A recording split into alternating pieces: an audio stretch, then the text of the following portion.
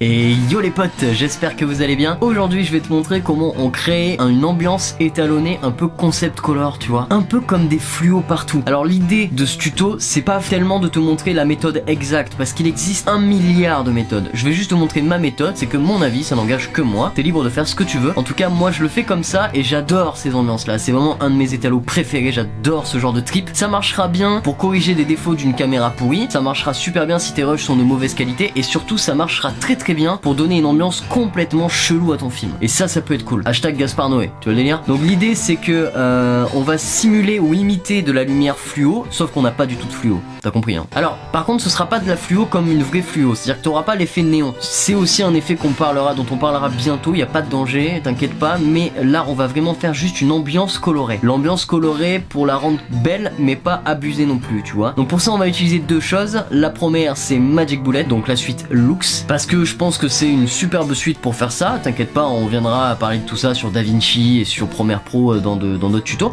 Mais on va également utiliser les fonctions color de Premiere Pro pour ceux qui ne possèdent pas et qui ne veulent pas posséder Magic Bullet Lux, qui est une grave erreur. Évidemment vous pouvez le trouver en lien officiel en bas dans la description, mais également ailleurs sur le net. On va parler de tout ça, je vais vous montrer un petit peu comment on fait et on va passer sur le PC, ça va être cool, j'espère que ça va vous plaire. C'est parti, on y va. Alright mon pote, c'est parti, on est reparti sur Premiere Pro et cette fois-ci comme d'habitude on va attaquer directement dans le vif du sujet. J'ai ouvert Magic Bullet Lux. Là ce que tu es en train de voir c'est la première version que j'ai fait vite fait, donc on a besoin d'utiliser le 4-way color, le HSL color et les S-curves. Alors ce qu'on va faire c'est qu'on va prendre le rush par défaut et on va refaire mais de manière différente. Tout d'abord je t'invite donc à ouvrir ta suite Lux, tu mets l'effet Lux dedans, donc là on va le faire la première fois avec Lux, après on le fera avec Premiere mais ce sera un peu différent. Moi j'ai pris un rush qui est ici comme ça. Alors en fait pour faire cet effet de manière correcte, déjà un conseil, il faut pas être dehors sinon ça va être compliqué, ou alors faut pas que t'aies plein de provenance de lumière sinon ça va être très compliqué. Et éventuellement moi ce que j'aime bien faire c'est au tournage, j'aime bien le faire avec une lampe. Tu vois ici là dans mon cadre il y a de la lumière en fait, il y a une lampe. En fait l'idée c'est d'avoir une lampe qui te donne une impulsion lumineuse qui va te permettre d'étalonner sur ça. C'est parti, on va attaquer. Alors tu vas dans Edit Look, tu vas dans les tools, là dans les tools tu vas sortir un 4-way color, tu vas sortir une S-curve, tu vas sortir pour plus tard un effet de diffusion qui est dans le mate, normalement on va s'en servir, c'est pas sûr, et pour les HSL color etc on verra après. Alors ça c'est notre image telle quelle. Le premier truc qu'on va faire pour obtenir un effet assez fluo, en tout cas monocouleur, c'est de prendre les curves et de les décontraster un petit peu pour voir. Alors on contraste, pardon, voilà, on est en train de contraster et là on va regarder en fait un petit truc, c'est au niveau de notre source de lumière. Vous voyez la provenance de lumière est ici et on va faire en sorte qu'elle soit à peu près la même qu'ici, tu vois, là où ça se pose vers le sujet. Donc là on n'est pas trop mal, là c'est à peu près la même lumière, j'ai l'impression, on n'est pas dégueu, parce que l'idée c'est que ce soit pas trop contrasté. Je vais baisser un peu la contraste, je vais remonter un peu la courbe, voilà, là, ça m'a l'air pas dégueu, ça m'a l'air pas mal. Du coup regarde un petit avant après, donc ça c'était vraiment décontrasté, là on a fait une première petite contraste, mais on va pouvoir je pense attaquer notre truc. Si ça fonctionnera pas on reviendra modifier. Ensuite on va aller dans le 4-way color et là c'est très simple, c'est super facile de le faire avec le 4-way color de chez Red Giant. En fait là tu vas aller chercher simplement la couleur que tu veux obtenir, donc par exemple celle d'avant là que je vous ai montré, j'ai dû faire du marron, donc je suis allé chercher du marron d'abord. Ensuite j'allais chercher du rouge comme ça je crois, ouais à peu près, je crois que c'était ça. Et après j'étais allé chercher, il me semble, pour le rendre encore plus rouge, je crois que j'avais mis du bleu ou un truc comme ça là, du violet. Dans l'idée c'est ça, je vous montre, de toute façon je vous remonte ça après. Donc nous ce qu'on va faire c'est que on va aller chercher une couleur qui nous intéresse. Donc par exemple on pourrait le faire tout vert, je sais pas si ça va rendre bien. On va essayer de le faire un petit peu bleu bizarre, qu'est-ce que t'en penses? Un peu bleu violet, pourquoi pas? Voilà, donc on va aller chercher l'extrémité, c'est-à-dire qu'en fait on va le contraster au max, on va chercher l'extrémité dans notre courbe, donc là tu mets le point tout au bout. Ensuite dans les mid-tones on va aller chercher un truc qui aille bien, c'est-à-dire qui soit la couleur un peu complémentaire à ça, visuellement en tout cas. Par exemple tu vois on pourrait faire ça, parce qu'en fait ce qui est intéressant dans cet étalo là, dans cette forme là, c'est de garder le sujet parfaitement visible, parce que tu vois c'est facile de tout foutre dans le bleu, mais si on fout tout dans le bleu après on voit plus le sujet. L'idée c'est qu'on voit encore le sujet, donc on va donner une ambiance bizarre. Voilà, ça c'est pas dégueu, j'aime beaucoup, tu vois, il y a l'idée. Et là ensuite dans les highlights, on va essayer de corriger un petit peu ce qu'on... Tu vois là sur le côté c'est un peu rose et blanc, encore un peu paluchon là, j'aime pas trop. On va corriger ça en l'emmenant dans des couleurs un peu plus claires pour faire un petit rappel d'ambiance, tu vois. Voilà, pas mal. Ensuite on va passer au master, et là le master on va essayer de le nicher pour homogénéiser tout ça, là. Tu sais à quoi ça me fait penser, ce que je suis en train de faire là? Ça me fait penser, merde, ça me fait penser à l'étalo de... Bon, il y a plein de films hein, avec ce genre d'étalo, mais ça me fait vachement penser à l'émission d'un mec que j'adore, putain, de Karim Debache. Ça me fait grave penser à son émission, je sais pas pourquoi. Je crois qu'il a un peu les mêmes couleurs, enfin bref. Donc du coup voilà, là on a fini, tu vois, on a une ambiance qui nous correspond pas mal, et maintenant on va modifier, on va améliorer tous les détails. Donc déjà moi je vais appliquer un effet de diffusion. Tu vois, la diffusion en fait ça permet de diffuser la lumière. Donc je vais l'appliquer, par contre je vais le mettre plus petit parce que je veux pas qu'il gêne, je veux pas qu'il nous enlève du détail. Tu vois, 8% c'est pas mal, pas trop gradé. Voilà, je mets, tu vois, tu prends la grade ici, tu mets genre 0,50, c'est pas mal. Et après tu peux remonter du coup la portée. Voilà, là c'est pas dégueu du tout. Du coup avant, après, donc ça se voit pas beaucoup mais ça fait la diff quand même, ça fait la diff gentiment mais sûrement. Donc je crois que là il est trop grand, voilà, c'est pas mal. Ok, nickel. Tu peux bien sûr modifier la couleur de la diffusion, donc l'idée c'est de le mettre à peu près dans les mêmes teintes que le reste. Donc là on va le mettre dans le rose violet bizarre, c'est pas mal. Et ensuite on va retourner sur notre curve et on va essayer de redonner de la vie à notre personnage. On va essayer de le refaire vivre. Parce que tu vois là il est trop décontrasté, donc en fait on va le laisser ici, on va juste le recontraster un peu. Tu tournes la curve dans le sens du haut.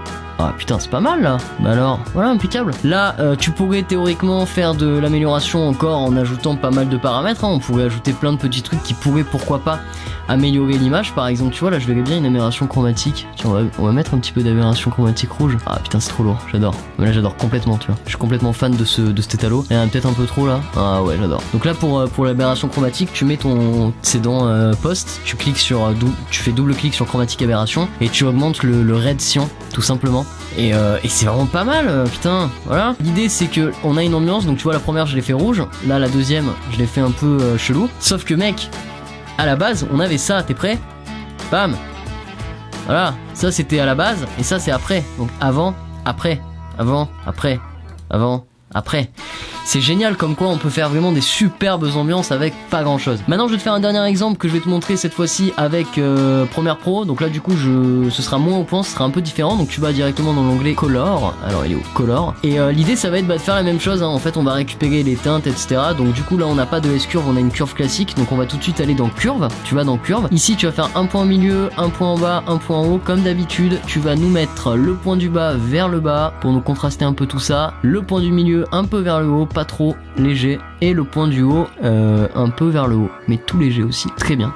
Là notre image est contrastée, on a retrouvé un peu de vie, c'est cool. On va dans les color wheels, dans les color wheels on va s'amuser à faire de la couleur. Bon là tu vois tout de suite que la qualité n'est vraiment pas la même, hein. Déjà tu sens qu'on n'est pas sur le même délire. En fait déjà tu sens que là il m'étalonne toute l'image. Tu vois le délire ou pas? Là en fait il est en train de me prendre 100% de l'image, du coup c'est un peu compliqué. Donc l'idée c'est de masquer un peu les dégâts. Donc ce qu'on va faire c'est qu'on va le mettre pareil un peu violet dans cet esprit là. On va monter ici, non on va le descendre du coup, voilà. On va descendre ici pour qu'ils me prennent un peu moins, qu'ils prennent vraiment les shadows.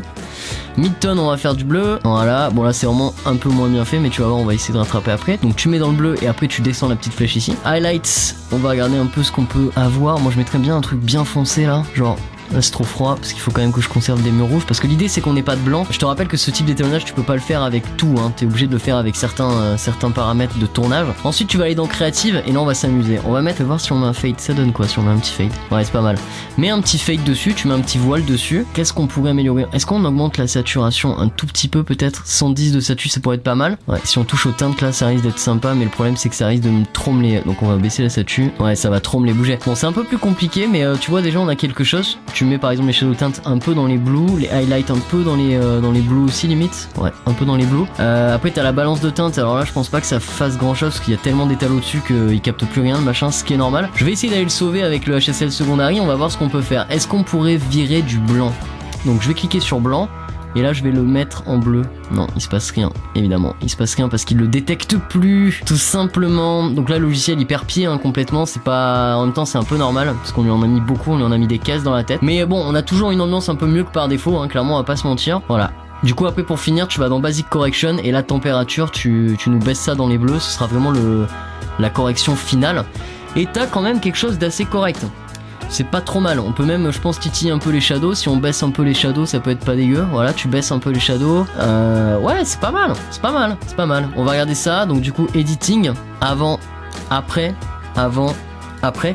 Évidemment tu me diras celui que tu préfères. Bon moi pour l'instant celui que je préfère c'est celui que je viens de faire là sur Magic Bullet que je trouve vraiment ouf. Mais tu vois finalement avec celui-là on est pas mal non plus, hein. On s'en est pas mal approché. Regarde, ça c'est le rendu de Magic Bullet, ça c'est le rendu de Premiere Pro. C'est pas dégueulasse les potes, hein. Franchement c'est pas dégueu. Même celui de Premiere Pro il est plus clair. Bon on perd un peu de l'ambiance un peu dark mais il est plus clair, c'est cool, ça fonctionne bien. Tout en sachant que bon bah pour rappel avant c'était ça quoi, hein. C'était pas du tout la même ambiance. Donc je trouve ça vraiment stylé, c'est assez cool à faire, c'est assez simple. J'espère que ça vous a plu. Par contre comme je vous le disais, je vous le rappelle, pour faire ce genre d'effet, il faut vraiment un minimum de source de lumière, c'est-à-dire qu'il te faut au moins une lampe qui pulvérise une lumière, et après tu peux t'amuser à faire des trucs, mais si t'as rien, ça va être un peu compliqué. Tu peux le faire de 1 milliard de façons possibles, et ce qui est cool, c'est que tu peux vraiment t'amuser à faire plein de trucs, c'est hyper créatif. Voilà les potes, ça va être très long si je continue à bavarder, j'espère que ça vous a fait kiffer, on se repasse en mode normal, et à tout de suite. Je comprends pas pourquoi il est talent tout comme ça. Je me sens comme dans une atmosphère bizarre là. Je comprends pas pourquoi il est talent tout comme ça. Je me sens comme dans une atmosphère bizarre là. Je comprends pas pourquoi il est talent tout comme ça. Je me sens comme dans une atmosphère bizarre là. Je comprends pas pourquoi il est talent tout comme ça. Je me sens comme dans une atmosphère bizarre là. Voilà mon pote, comme tu peux le voir, on a donné l'ambiance colorée dont on parlait au début de la vidéo. J'espère que vraiment ça t'a plu, et si ça t'a plu, n'hésite pas à t'abonner. Également, j'aimerais avoir ton avis dans les commentaires, que tu me dis si t'as trouvé ça compliqué, facile, est-ce que t'as envie de le faire, est-ce que ça te sert, est-ce que tu vois une ambiance pour ça ou pas. J'attends toutes tes infos, et je te dis à demain pour une prochaine vidéo, un nouveau vlog. Je te souhaite une excellente journée mon ami, ciao, à bientôt.